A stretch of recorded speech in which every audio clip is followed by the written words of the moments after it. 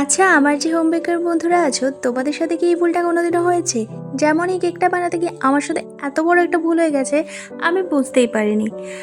আমি যখন বেক করছিলাম তখন বেক মোডে না দিয়ে আমার ওটিজিটা ওয়ার্ম মোডে দেওয়া ছিল।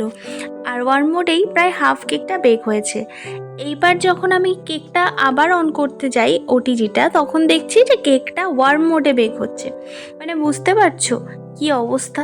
তারপরে আমি আবার বেক মোডে দিয়ে বেক করলাম এবং এইখানে আমি টেনশন করেছি যতক্ষণ না কেকটা বেক হয়েছে, যে কেকটা ঠিকঠাক হয়েছে কিনা। তো ভগবানের ইচ্ছায় কেকটা কিন্তু একদম ঠিকঠাকই বেক হয়েছিল। ওয়ার্ম মোডে যদি পুরো কেকটা বেক হতো তাহলে আর দেখতে হতো না।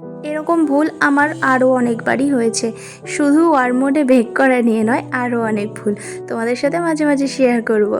আর আজকের কেকটা কথা বলতে বলতে তো শেষ করেই ফেলেছি। এটা একটা সোশ্যাল মিডিয়া থিম কেক, পুরোটাই কাস্টমাইজ করা। কেমন লাগলো অবশ্যই জানিও, ভিডিওটা লাইক করো।